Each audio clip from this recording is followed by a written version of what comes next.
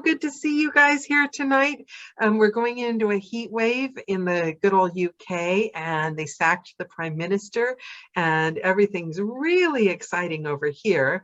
And I have been waiting to get our next guest on for ages. I chased him before APAC and said, pretty please. So I have the honor of introducing, and I think a lot of you already know him well because he's one of those narrators that like everyone's like, oh, he's my good friend. Like you're one of those people that like everyone is, oh, no, you don't understand. We're really good friends.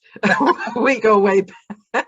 Wow, that's nice. That's nice like to hear. 30, 40 people are like, no, him and I are close. Oh, that's funny. That's funny. I need a list. Sorry? I said, I need a list of those people. No, oh, yes.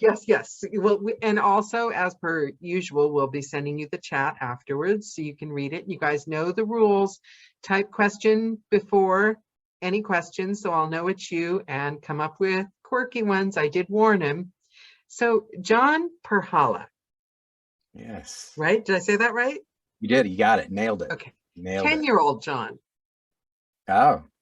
What was he thinking? What was he doing? What was he planning? Was he planning anything? Was he a live in the moment kind of kid?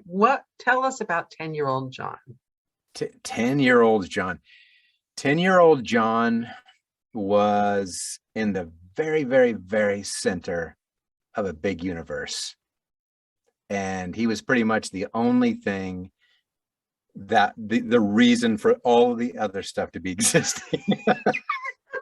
He was a very self-centered kid who really, I wasn't like self-centered, but I didn't quite get yet that I was to play a role in the world along with everybody else. It's kind of like, how you're so egocentric or whatever when you're little, you just don't quite get your place in the whole world. So I was firmly there.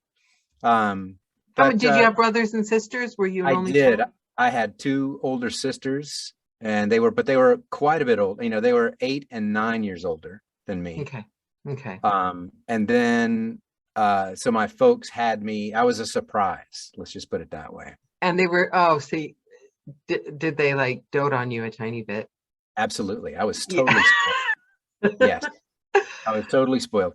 My 10th, and at 10 also is when I was introduced to accents, believe it or not, and voices. Because my buddies in the neighborhood, they knew that I loved the movie Walt Disney's Robin Hood. Oh. And so they, like the older guys and the younger kids, they all took me to see it. And then for my birthday, they gave me the album. So the record album, of course. So, that's Peter Ustinov and some of the most amazing actors and voices of that age. And I played that album literally thousands times. I memorized the whole thing. So when that movie comes up, like when my son was younger and that movie came on, old irritating dad would do all the entire thing. I could do every word of it and every accent.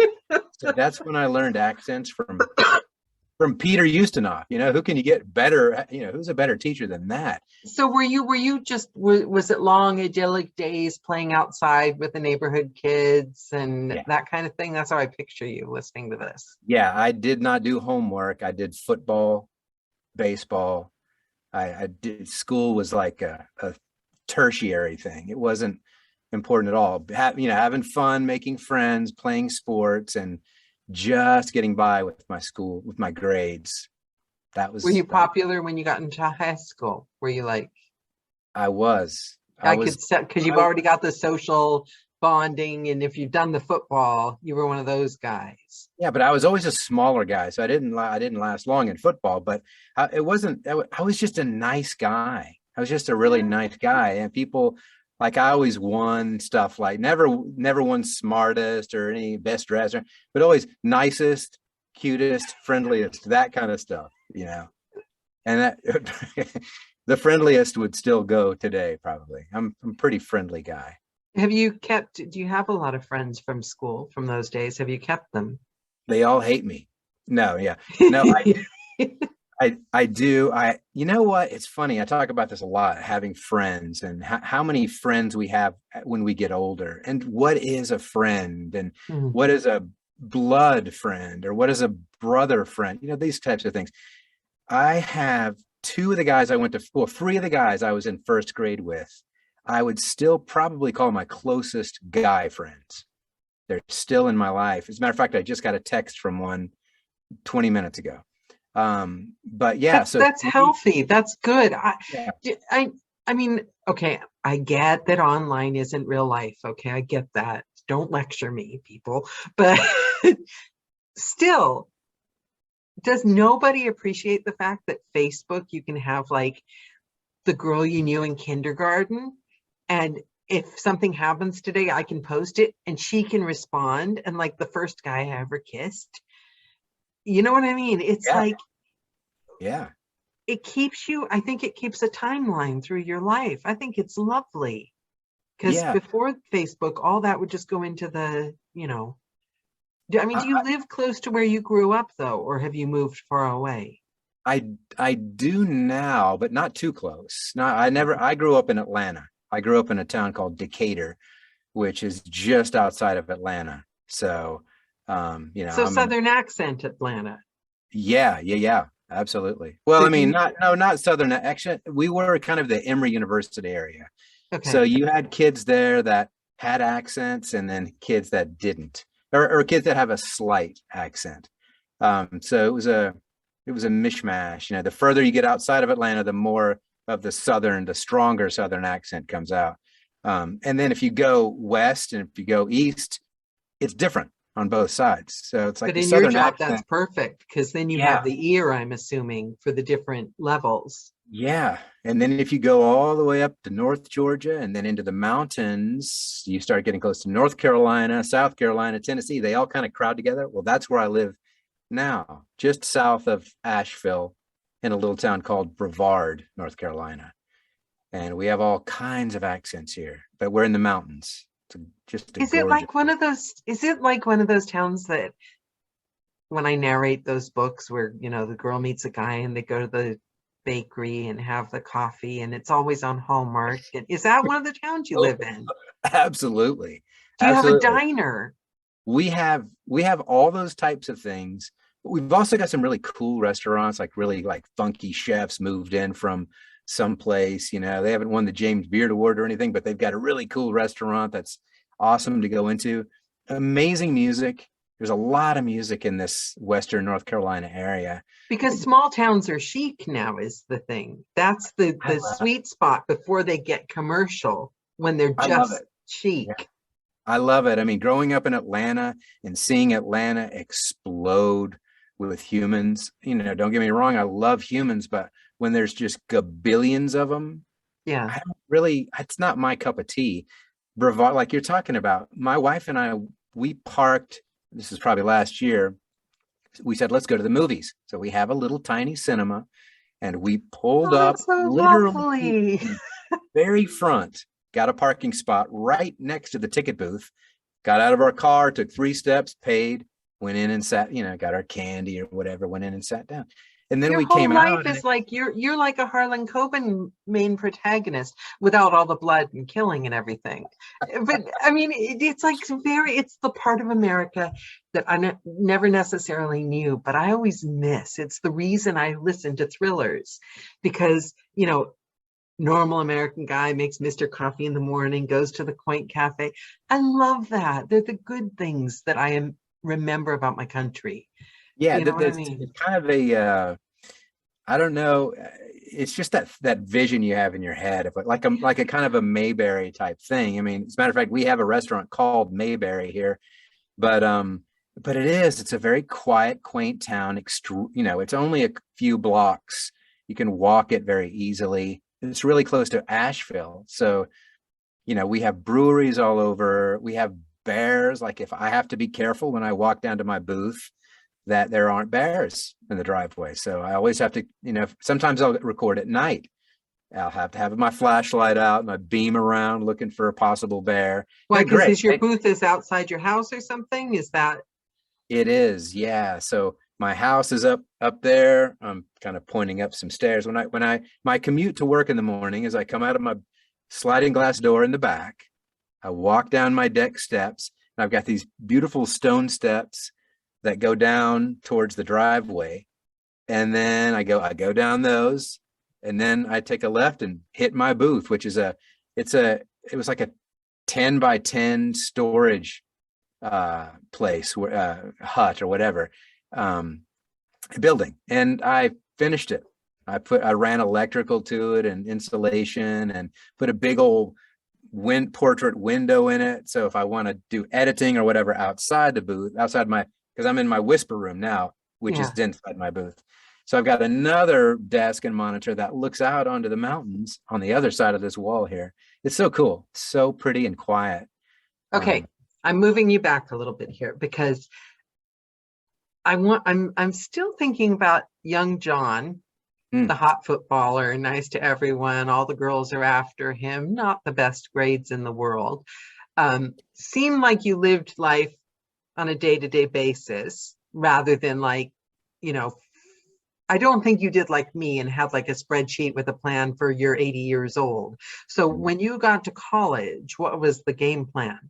Did you have any thoughts about it, or were you like sorority, spring break? No, no game plan.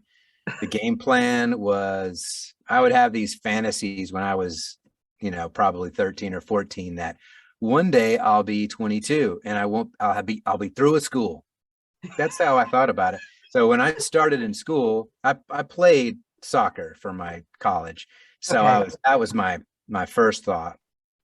And I wasn't mature enough, honestly, to be totally honest. I was not mature enough to be in a university at the time. But I did. I mean, I got most kids aren't at that age, and the ones that are, I kind of wonder, like, did you never go to a caker? Because do you meet adults? Okay, John, humor me here. We've all met those adults that like really worked through college and didn't like do an out, they didn't party, and you can tell. Yeah. I mean, there's nothing wrong with that, of course. There isn't, except they're missing the John Belushi side of their personality. I think so. I think there's I look back on that time and I wish that I did take it a little more seriously, but I constantly am reminded, things happen when they're supposed to happen. Yeah. As long as you're walking down that path. As long as you're being yourself. Right, being yourself, and you were. Yeah, you can kind of get caught up in kind of the mainstream of life, and I highly recommend paddle your ass over to an eddy and get out and hack your own path. But it took me a long time to learn that. Anyway, but yeah, it took me like 7 years to finally graduate from college, and I ended up graduating a lot of fun. State. I did. I had a lot of fun and grew up a tiny bit, but still had a long way to go. So towards the end of college, at that point, were you like, what am I going to do when I grow up? Yeah, I didn't know. I was so ill prepared. What I did is the same guy that just texted me, 20 minutes ago or so, he was already through school. He was already what was he, a vice? I don't even know what you call it, an assistant dean at UNC. He just like skyrocketed up. He's super talented, wonderful guy. He worked for ESPN for years, just left his ESPN. He's now the CEO of another company. But my buddy Rob called me up and said, "Hey, why don't you move up to Chapel Hill with me?" And I did. And I literally lived in his closet for about a year. So it was a large closet, but I lived in that closet for about a year. And he was nice enough to help me get my feet on the ground. He didn't do anything. He just provided a space for me. Yeah.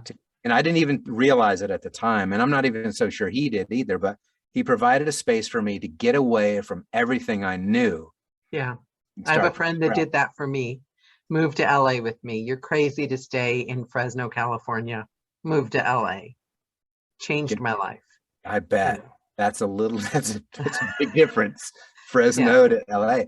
So they make a difference. They don't even realize. I think there's so many people in the world that like you say that one thing to somebody or you can change their life and not even know it. Yeah. Yeah. And it doesn't even have to be as spectacular as LA. It can be just away Yeah. from your home. The next. And so I never wanted to go back to Atlanta again. I mean, I love Atlanta, the Braves, Falcons, all the teams. It's a curse. They run through my blood and forever will. But I don't want to live there. I don't want ever want to live there again. Okay, so this is funny because I learned something through doing these calls that you really literally, I know we all know this and we give a nodding acknowledgement to the fact that you don't know a person until you know a person, and you never really, and a couple of times the people that I would least likely have thought that I would click with, like on the internet or, you know, whatever, then I get them on a Joe call and instantly it's like, oh my God, I've known this person my entire life. And it's, we're Yes. simpatico. And then the people that you think you're like exactly the same as online and everything. And I mean, I get along with everyone, but then they get on a call and they're surprisingly nervous or they're surprising. So honestly, the only thing I knew about you, and I get a lot of people when they prepare the call, yours wasn't like that, but they send me a list of criteria, right? Like, okay, Sure. let's do this, let's do that. And can I make sure you're not going to ask any questions outside? And then I always kind of like laugh and go, sure, just trust me. Yeah. I will ask you about the time where you were a bedwetter as a child, and don't worry, it's not going to be on you.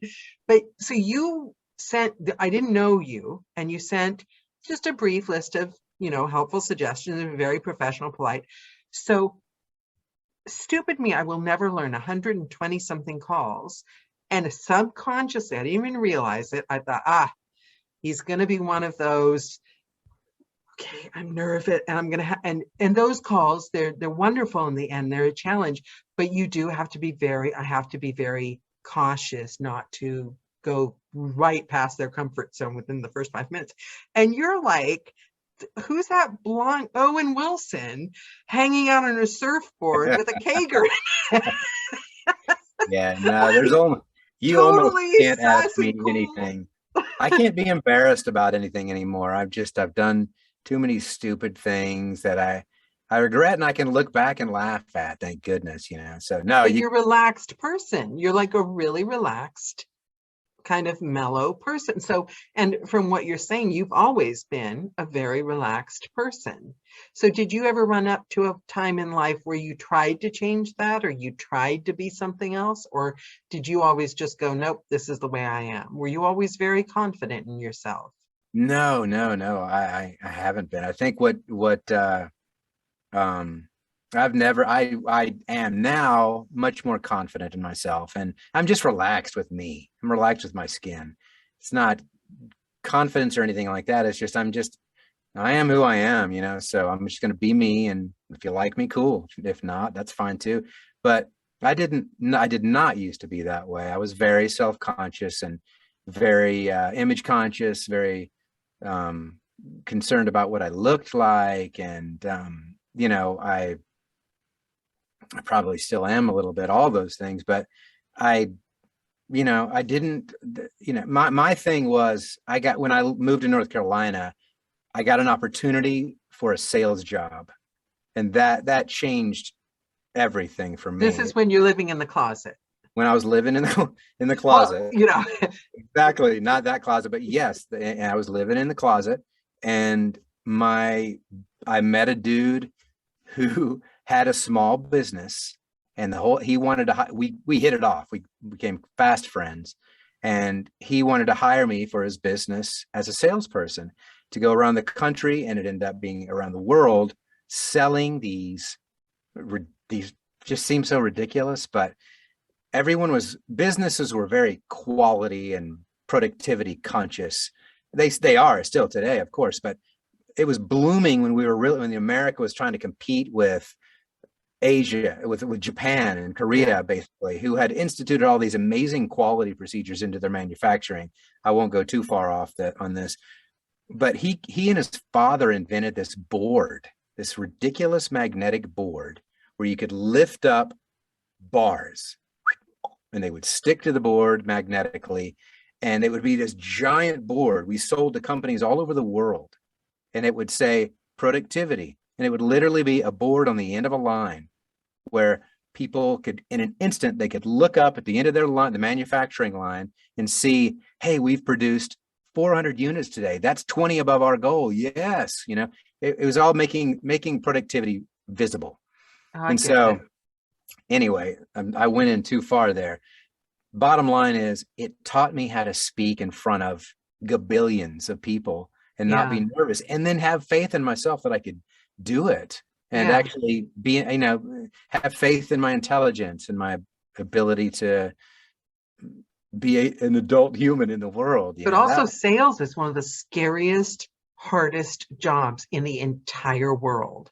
It is. It involved a lot of cold calls where you had to convince plant managers that you had face your something. ego, don't you? Yeah. You face your ego every day, because your whole value.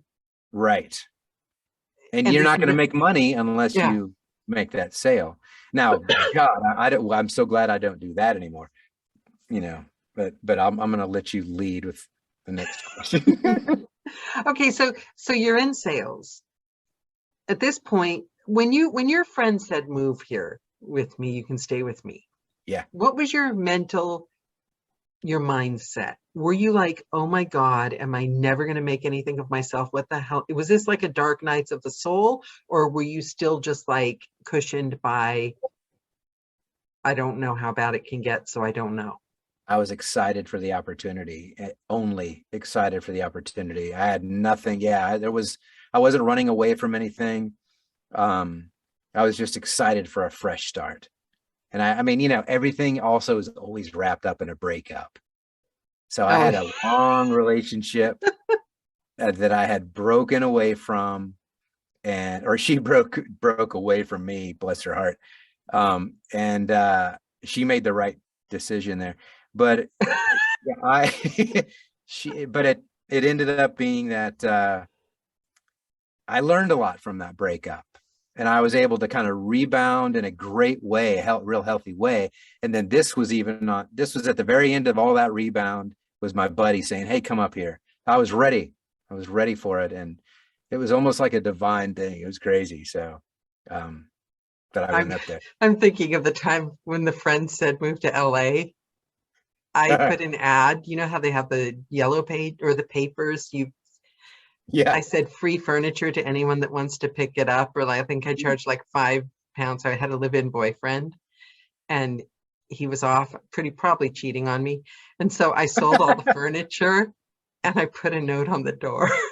Oh, sold the furniture, gave the cats away, moved to LA. Sweet. That is, except the poor cats. I hope they have a good home. Hope they had a good life. Yeah, I gave them to my sisters, so they were. I'm not heartless. Great. No, that's a great story. Yeah, that would have happened to me. That should have happened to me, not vice versa. So no, I wasn't that bad. I don't think you were that. This was a different situation. But no, especially the fact that you actually got heartbroken, that says that you're a nice enough guy to have feelings to, Yeah, I was definitely heartbroken for about a month.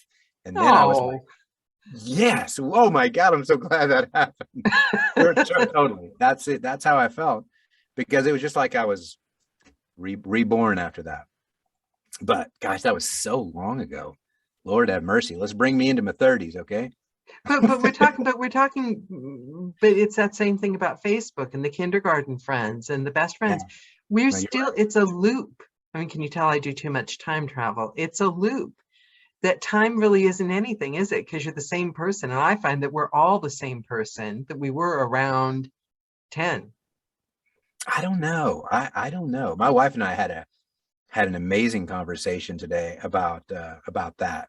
That would bore the audience, I think, but would be a really fun conversation around drinks. But no, I don't think that you remain. I mean, I do think that there are some anchors to that 10-year-old person that you used to be. Absolutely.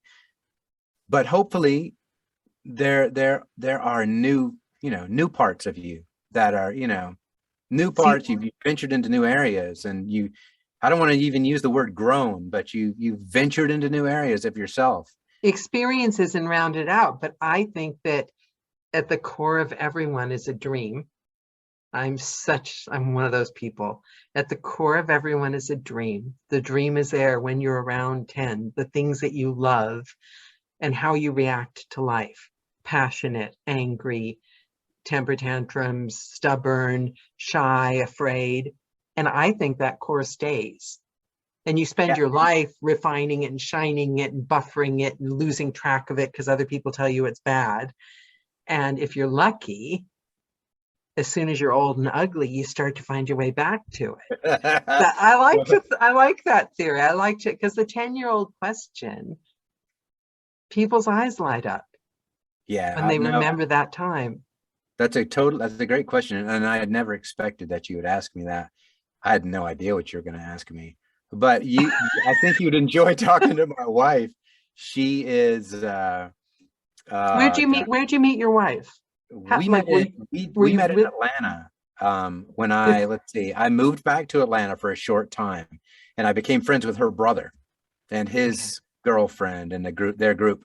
And I heard about this, that one day it was his 30th birthday. And we found out about, I found out that his quote sister that I'd never heard about was coming back from Asia, where she had been for 2 years in Australia and Southeast Asia. And she's sassy. She doesn't like Americans. She's really cute. Was she American or? She's American. Yeah. They're from Oregon. Oregon. And she's driving to Oregon. I mean, driving to Atlanta for her brother's birthday. So we were all excited. And I was thinking in my head, kind of scheming, I know exactly how I'm going to play this. Totally. You're so backhanded. But anyway, the birthday came. His mom also came into town. And so I ended up spending hours out on a deck talking with their mom before she even came, or this mystery girl even came. And we had a great time, had a wonderful time talking to their mom and hanging out. And then she came. I met this girl named Chauncey. She came, and I played it so cool. Like I didn't even want to give her the time of day. Oh, it's nice to meet you. And then back to her mother, So that's how I did it. Well, that night when Chauncey and her mom were driving back to where they were staying, her mom said, I met your husband tonight. She literally said to Chauncey, I met your husband tonight. And Chauncey was like, Mom, shut up. Give me a break.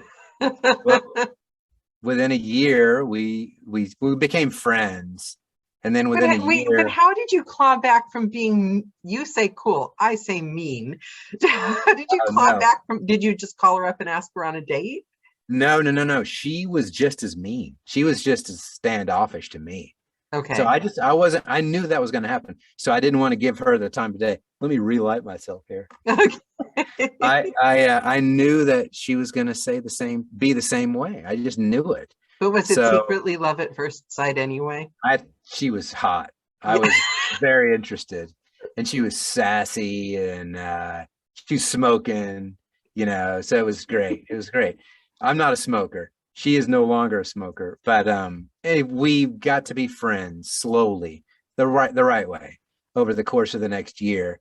And I could tell you 1,000 stories about her, but she and I, one night she was over at the house, and I said, hey, would you want to go to a movie?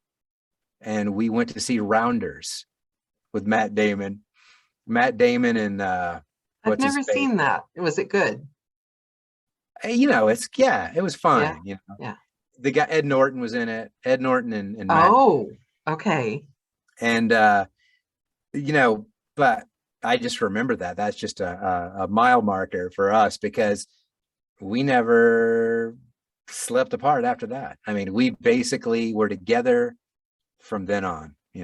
I That love was, that you remember that. You're a softie. You're not the guy that's going to ever have your furniture sold when you're outside of the house and the note God, left on the door. I hope not. Not at this point. And haven't done that since, by the way. We do have our first question. Oh, Lisa wants to know, what was your wife's favorite part of the Hadrian's Wall journey and what's up with the comb? okay. See, Two good my questions. audience is a smart bunch here. Well, Lisa, I know she lives not too far from me in the Asheville area. But yeah, so my wife's favorite part of Hadrian's was, so my wife, just so people know, she hiked across Hadrian's from Newcastle all the way to the other side. I can't remember the little town on the other side, but from one body of water to another. Wait, that Solo. was recent, wasn't it? Because I think I saw the pictures on, I didn't know that was your wife. I saw the pictures on Facebook, probably Yes, because you're on my Facebook. that's her. That's so Yeah, cool. Your wife is very cool. she is. She's super Yeah, cool. very And cool. her favorite part, so she had never done this before. Um, and her the you get a map, you get kind of you get pointed in the right direction, and it seems like it would be easy. Oh, I just follow this wall and just keep walking. Well, it's not that easy. It's not that easy. And so when she left the bed and breakfast for the first day and walked to the wall and then began her hike, it started to snow and she quickly got lost Mm. and backtracked and then went back at the same trail and backtracked again and went back, cried, didn't, she was immediately challenged. Everything was challenging her immediately, and she was by herself. And so because it was snowing, she saw these footprints and she said, what the F? I'm going to follow these footprints and see where they lead. And she did.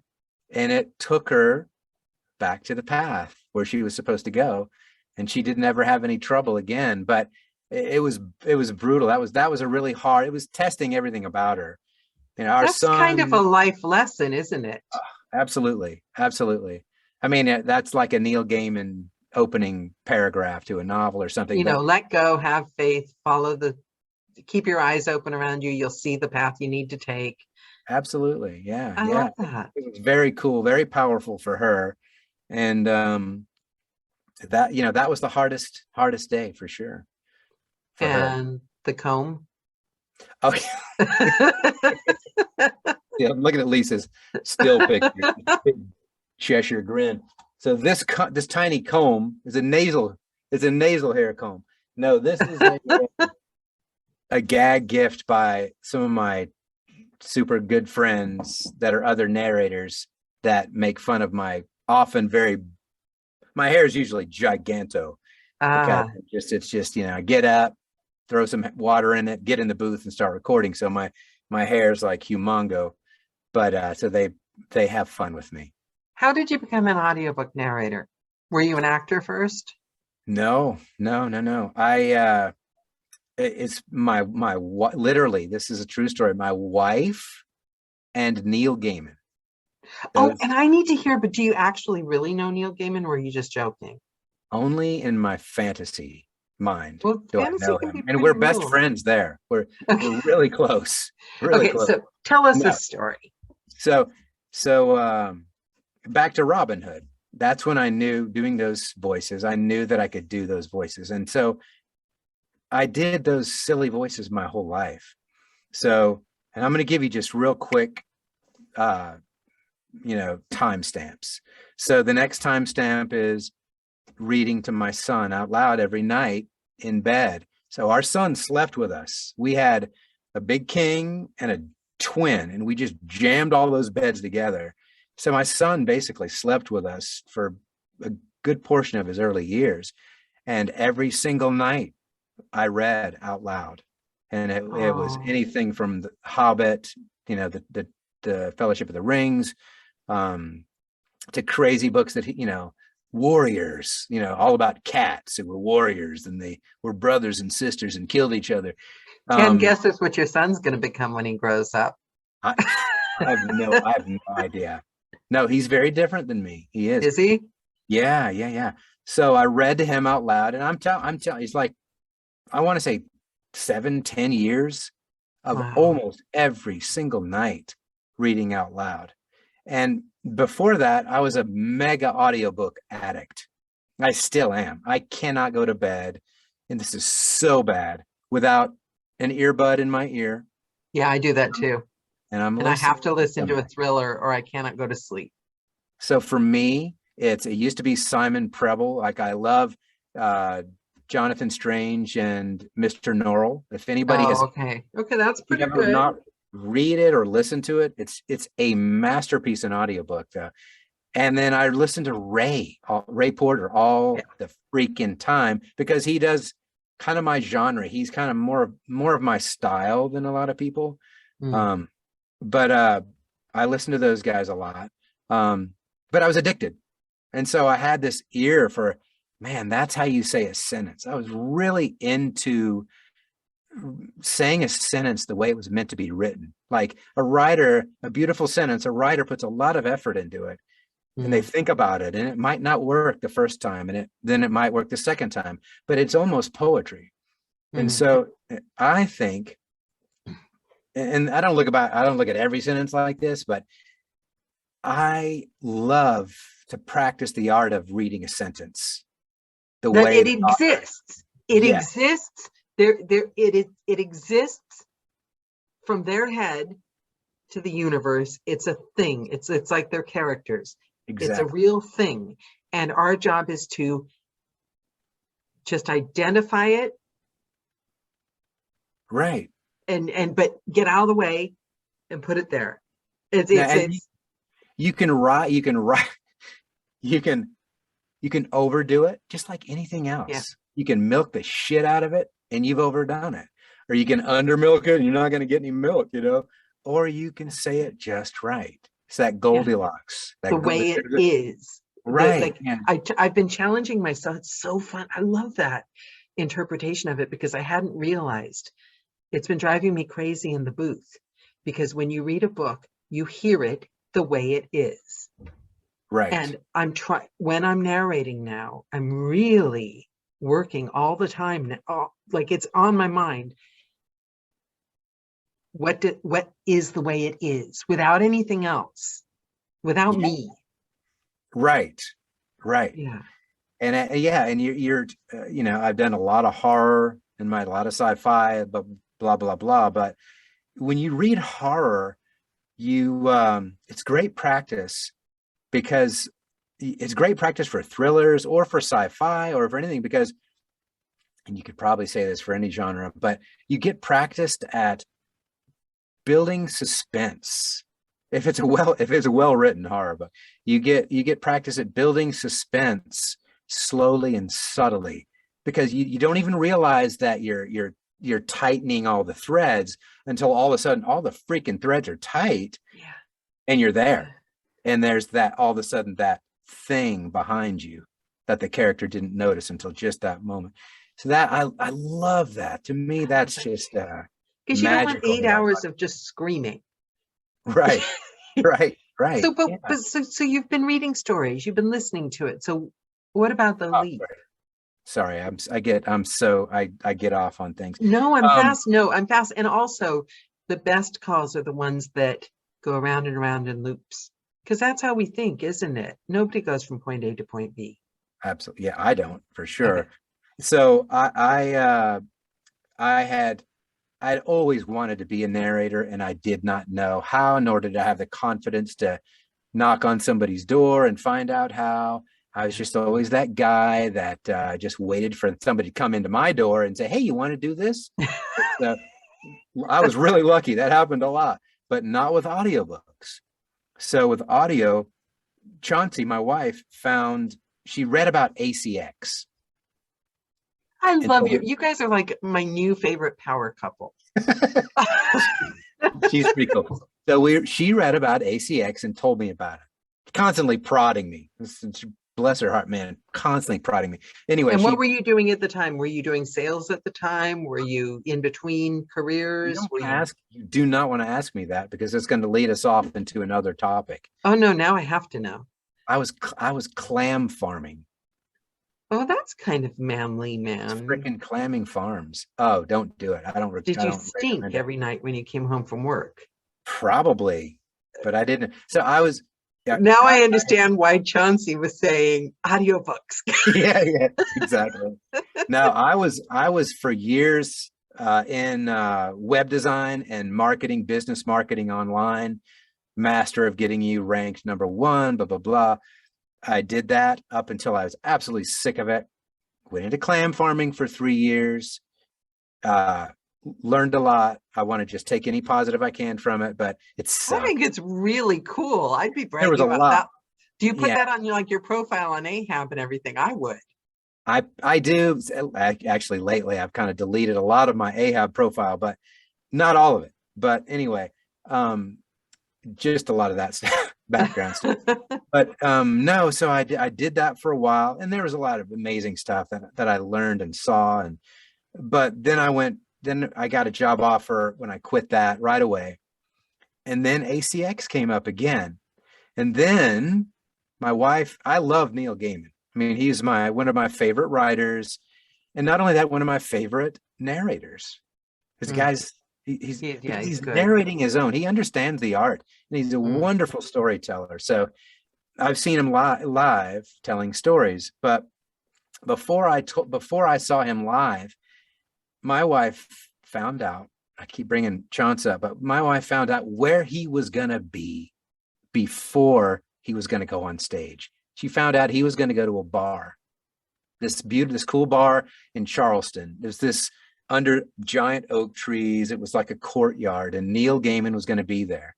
And the How ticket long ago seller, was this? How long ago was this? this is 2015 Okay, okay, so or maybe 14, but I think 15. okay. So she said, honey, we're going there. We're going to have a beer beforehand, and Neil Gaiman's going to be there. This is your chance. Because she knew I loved the dude. And I fantasize about things. I have been thinking, I'm going to say, I know the exact freaking line I'm going to say to What? him when I meet him.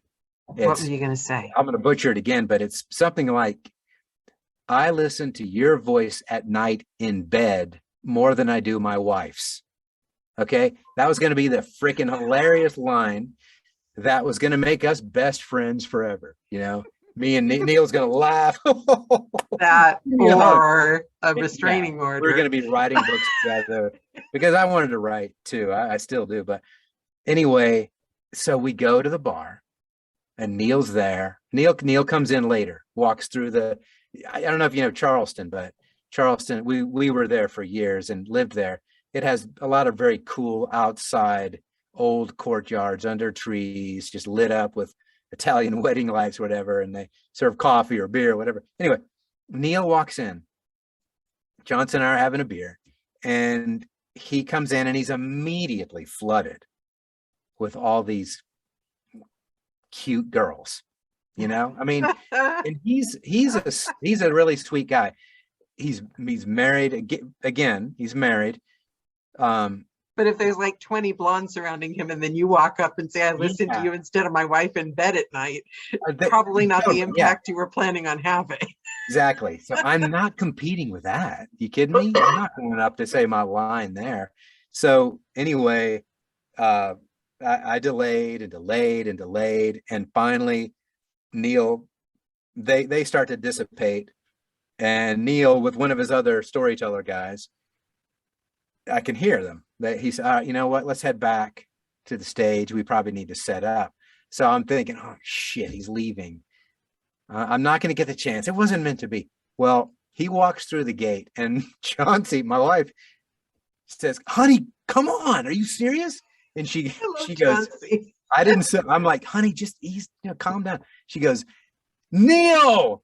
Screams his name across the courtyard, and he turns, and at that point, I've got to go. I'm not nervous. I could meet any actor. I could care less. But Neil Gaiman, a little bit Yeah. different for whatever reason. So I go out there with my wife, and he's so sweet. He turns around and, shakes hands pre-COVID, shakes hands. And, my wife and I are basically talking over each other. And then I'm usually really good with timing. humor, timing, that kind of stuff was absolutely terrible. So I tried to say my line, but it came out. It came out so bad. I basically told him, I make love with you more at night than my wife. You know, it was just some just horrible thing. And he looked at me. Sorry. He just smiled and shook his head. And I know inside he realized. Anyway, it was just so very, but he was so sweet. And we talked about narration after that. And we both, my wife and I both told him how amazing we think he is as a narrator. And we were, you know, I'm a connoisseur. I felt like I know a good narrator, you know, and he was doubtful of himself. It was funny. He goes, "Oh, are you serious? Do you really like it?" Because I'm always so self-conscious that I don't do a good job. I'm always so worried, you know, and I'm like, I cannot believe this guy's telling me. You are friends with Neil Gaiman. Oh, he told you his secret worries and fears and insecurities. That's a friend. That's a friend. And you hadn't narrated yet at this point, had you? No, I'd only read out loud to my son. And he again said something about ACX. So I went to ACX and that's the footsteps in the snow. Yeah. ACX were your footsteps in the snow. There you go. It just took you a lot longer than it took Chauncey to notice them. Story of my life. It takes me a lot longer. So, yeah, I mean, my wife's rolling her eyes when I finally did it because she'd been kind of pushing me to that. Anyway, I got my first job. I said, shit, I'm just going to buy a decent microphone and I'm going to build out this closet I have and stuff it full of mattress pads and just like all of us. And I'm going to audition for a few things. It's so easy. There's nothing to lose. I got a great job. I'm making money, not depending on it. So I basically... Except secretly, it has the weight of all your dreams. It really did. And your soul attached to it. Like when you go in and actually start doing it, it should be easy. Yeah. You know, I'm glad I read out loud to my son as much as I did because it didn't perfect my craft by any stretch, but it gave me practice. Yeah. It gave me practice. And so that was back in the day when they still offered those stipend plus. Oh, I miss those. Okay. So that was in 2016 and 17. They were still offering those. What genre was your first book? It was called, oh my God, the name of, I should look it up, but Zombie Apocalypse was the name of the book, but it was much longer. The title was massive. It couldn't even fit on the cover. And it was for some reason, it was a stipend royalty share thing. Really sweet writer. Guy was great. And that was my first book. And so I actually zombies don't talk. Were there lots of sound effects? There were hardly any zombies in the whole thing. Oh, okay, good. I'm not good. I mean, obviously, if you're a zombie fan. Well, there weren't enough. I wanted more. But, you know, so I ended up, that was my first book. And then soon, not too long ago after, you know, I thought, this is easy, man. This stipend royalty share thing. It wasn't easy. You know, I was very fortunate. So I auditioned for this other one by a guy named Ernest Dempsey, thriller writer. And I got it. And it turned out Ernie and I both love Atlanta teams, and we became good buds. Well, Ernie introduced me to slowly over a couple of years, or over a few years, started to introduce me to some of the, particularly Dan Holmberg. Anyway, that was it. That's how I got into it. And I was very fortunate that they were still offering these stipend things. And I was out of clam farming by then. I was working with another company and I was doing fine. But back to the soul thing. My soul had been trying to tell me forever that you're not doing what you're supposed to do. You're not taking care of snow. Yeah, you're not taking care of you. You're not taking care of what satisfies your soul.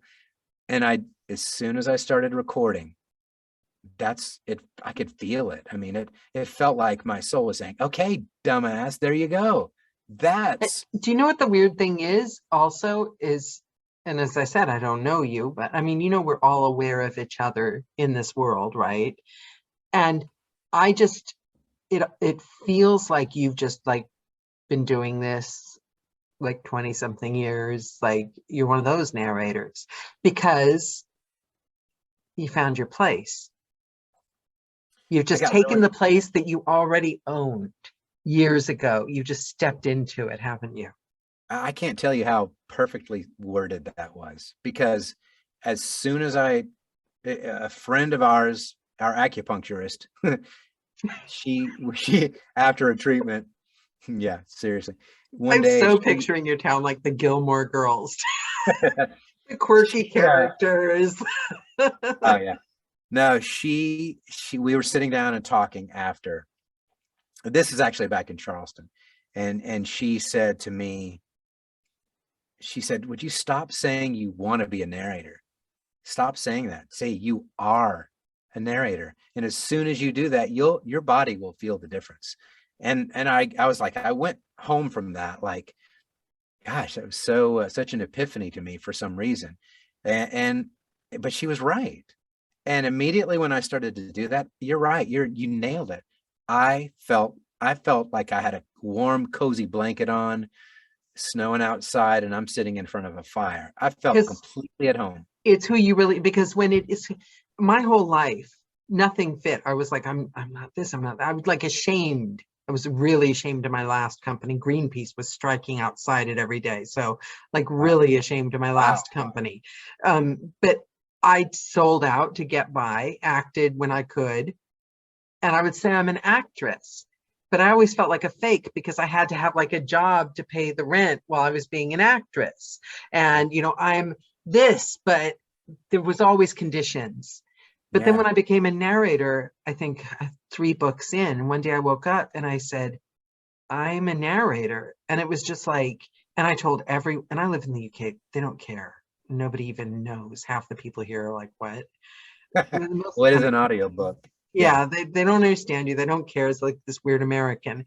But I'm like, everyone, I'm a narrator. I'm a narrator. I'm a narrator. I still do it. Customer service. Anytime I call about a bill. Oh, yeah, because I'm an audiobook narrator. Yes, I Yeah. specialize in thriller. They don't care.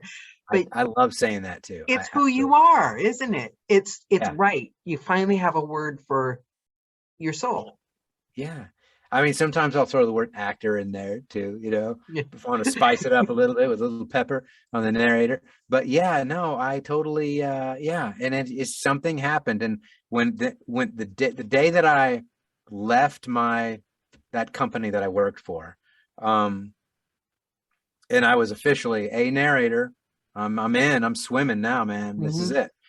Um, it just felt so right. And you know Yeah. what? I didn't know a soul. I didn't know anybody. I was in an absolute cocoon. I knew names, but I didn't know anybody for 2 years or so, I guess. And it wasn't until I joined APA and I met some people there, Avon Shore in particular. And not even that we met, but Avon mentioned something about this Discord.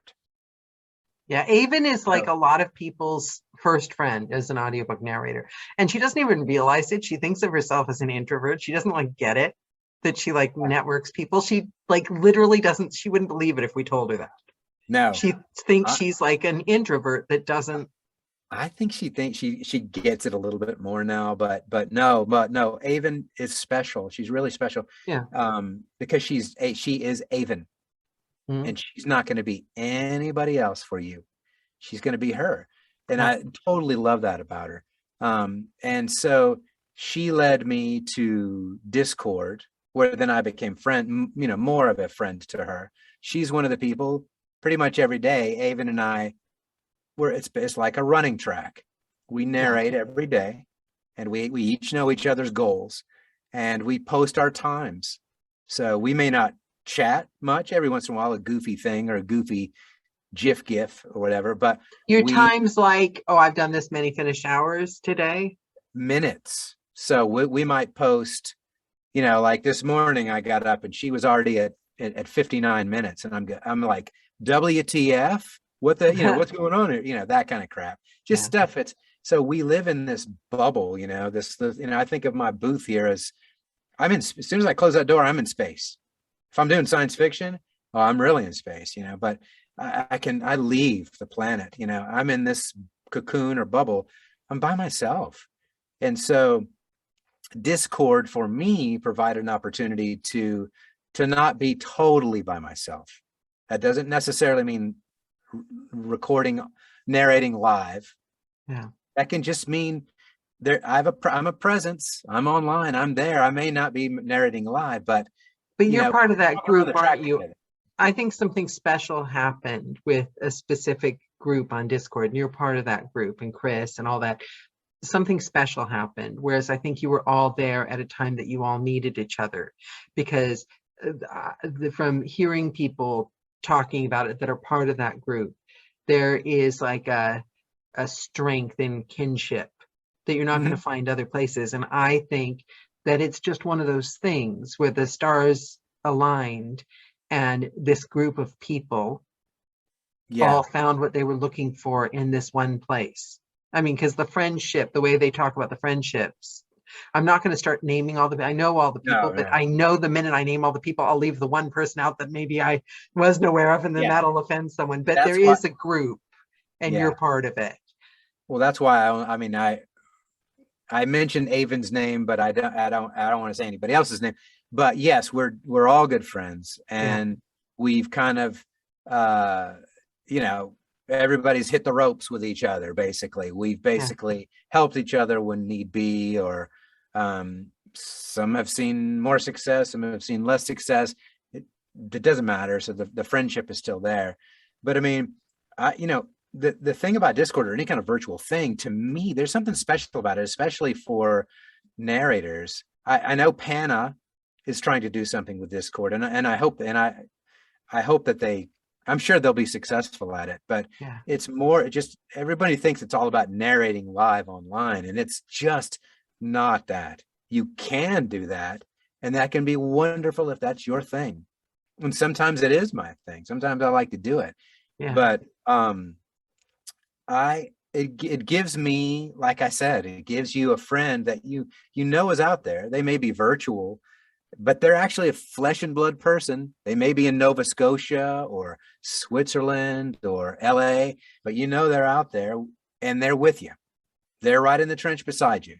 But you might not even be talking to them.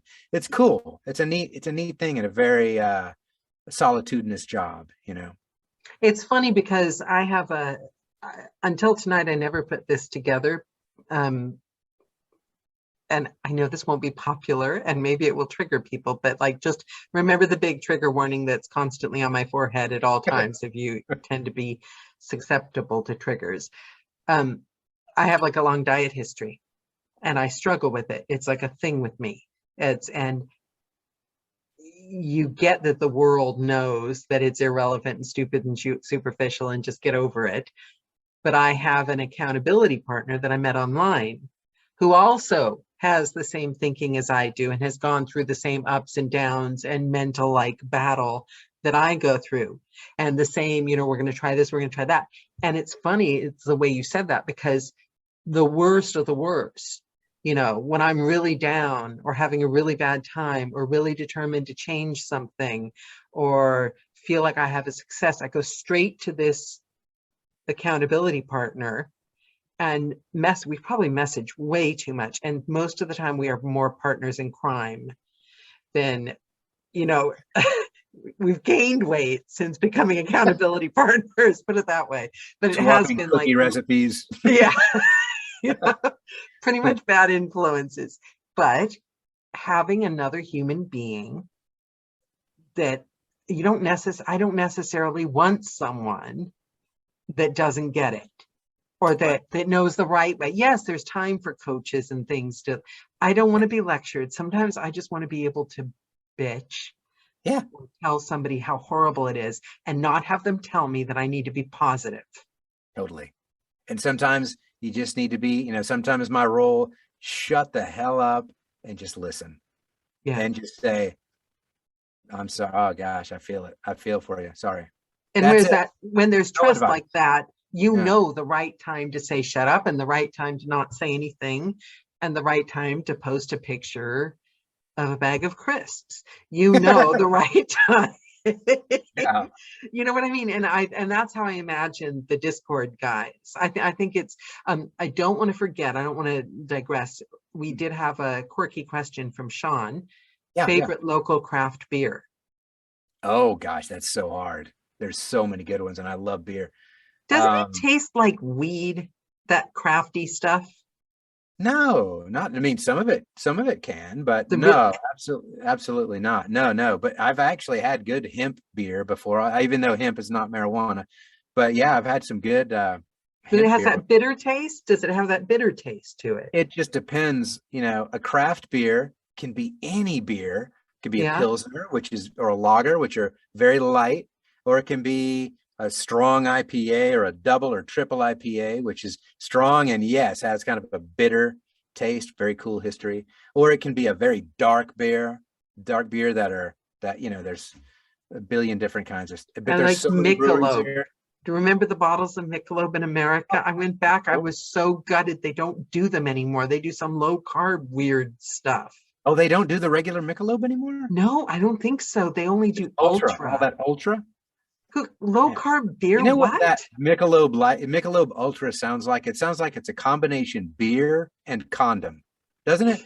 It's like this weird thing, Michelob Ultra. But anyway, no, it doesn't taste like anything. I've It had doesn't one taste like before. it's supposed to taste. It doesn't taste No, but like long summers. my guy, it's impossible to say, but in my little town, Brevard, we have 3 breweries. We have Oscar Blues, which is a famous brewery. We have Ikusta, and we have a couple others. But I don't like Sierra Nevada. We have a big Sierra Nevada brewery here. There's a little brewery that I can never remember the freaking name of. Wicked Weed. That's good. But there's one, they make an amazing selection of beers. But no, Are you like a connoisseur? Do you go in there and like?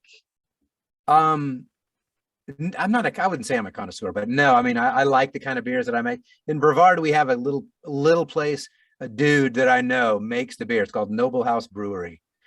He's just, when I say dude, he's just a dude. He's just a guy that, he and his partner own one of the coolest businesses in town, and he makes all the beer, and she brings in all the music, and she brings in amazing music into this little town, but he makes all the beer. And one of my favorite beers is a good German Pilsner. And it's very God, you rare so live in the Gilmore Girls town. I'm sorry, you so do. I love it. One of my best buddies he's from Germany, and he would always he has a kegerator with his pool and his bar and everything all outside, and he always has Bitburger on tap, which is a very famous German Pilsner. So there's something about that taste. And I've been to Germany and I've had it there. I mean, it's just a delicious beer, but it's very simple. There's nothing tricky about it. So I think Sean says something called, have you ever had Oscar Blues Old Chub? Absolutely, yeah. Which is a little bit too strong for my normal liking. I'm not a big heavy ABV guy. I can't even remember what that alcohol per volume kind of thing, but yeah, alcohol by volume or whatever. So anything over 6, I'm kind of leaning against. Yeah, because then you could just drink vodka. Well, so I grow my own mint, so I think I need to start drinking more. I'm not a heavy drinker because you can't, as a narrator, if I try to do my goal is 2.5 to 3 hours a day. If I drank every day, I couldn't do it. That's the thing. This job has screwed up my alcohol intake because it's screwed up everything. Basically, I don't want to do anything. Like, I don't want to go anywhere because I could be tired tomorrow. I have to record. I don't want to drink anything. I don't want to like have too much sugar. It'll screw up my focus. It's like every single thing. Can't do this because you won't breathe. I'm not going to stay up and watch this because I've got to record. You become like crazy. And your voice change. You go to eat lunch and you come back to the microphone and your voice sounds like totally different human. Like the weird things you won't eat anymore that like So I had a friend come over, you know, the non-gluten, non-sugar, non-dairy. I had a friend like that on one of those diets, and she came over, and you know, you're cooking for them and you're thinking, great, what do you eat? Right? But now being a narrator, you become that person. Absolutely. You're afraid to screw up.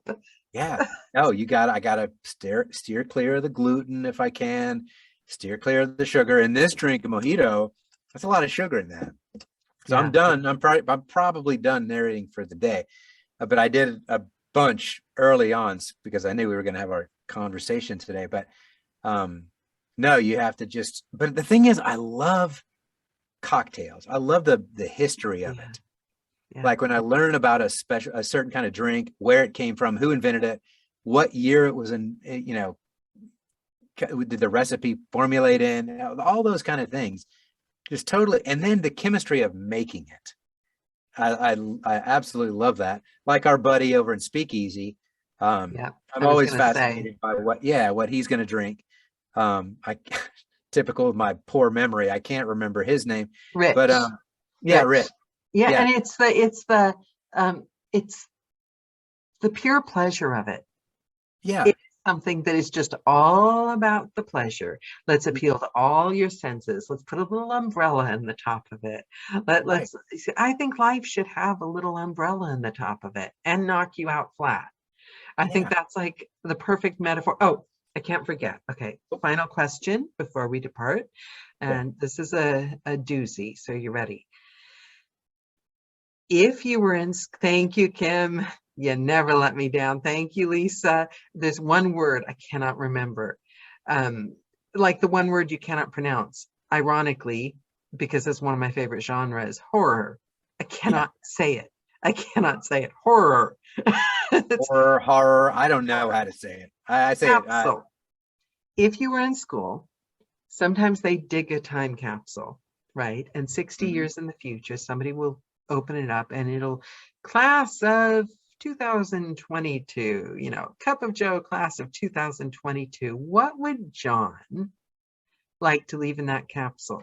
Even if it's some last words of wisdom, a funny joke. Our last guest brought out an actual puppet. What would you like to be remembered by for the people that are going to be watching this video in the next 60 years or so?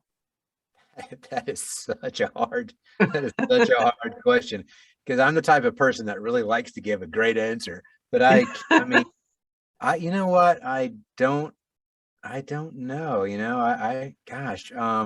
It can even be words of wisdom or your favorite funny joke. It can be anything. Oh goodness. The only thing that's coming to my mind right now, and I'll stick with it, is not find your path, but hack your path. As in, take a machete and hack your path. I like that. I do like that. I quite like that. That's very smart. That's a sticky note to go in the booth, is what that is. Hack your path. And it's not like a computer hacker. It's literally like hack your way, make your own path. Yeah. I'm not going to mansplain it. But if you don't, you're just going to end up slipping down the grooves of everyone else's path. Sure. Yeah. I like that. I do like that. Oh yeah, Lisa. Let's put her in the time capsule. Perfect. Yeah, it's very, very good. That's very, very good. John, it's been a pure pleasure. And I'm so happy that we finally got you on the call. You've got to come back someday and keep us updated and tell us all about Chauncey's adventures. Not that we've... Yes. Chauncey was our going favorite. On another hike. She's going on a hike in Dublin in September. So I mean, I'm not saying let me be back on in September. No, she's doing another big hike in Dublin called the Wicklow Way. She's like a glutton for punishment, isn't she? Well, she's doing it with her friend, a dear friend from Charleston. So they're gonna two women are gonna hike the Wicklow Way. Do So you it's ever go cool. on hikes? Are you ever I tempted? I love hiking, but this is my wife's thing. This is her thing. That's cool. Yeah, we're the same. You have your own stuff and you kind of like give the person the freedom to, Right. yeah, that's the Absolutely. secret to a good relationship. So you check back in about a year. Hopefully I'll get to see it. I'd love to see in person sometime, but hopefully in the next couple of years, you'll see what has become of these hikes. Well, that's what I love. That's what I love about these calls is time goes by and people are in an entirely different place, and then you catch back up with them and Yeah. it's an entirely different call and it's really fascinating. So yeah, so it's been fabulous. Big kisses to all the guys in Discord, and thank you so Sure. much. Thanks everyone for Thank you. joining. Mwah! Thank you, I'll send you everybody. the chat afterwards, John, so you can see Okay. what everyone said. Awesome to talk to you. Bye everyone. Bye. Bye. Bye, John. Thank you for joining. Bye. Bye. Thanks.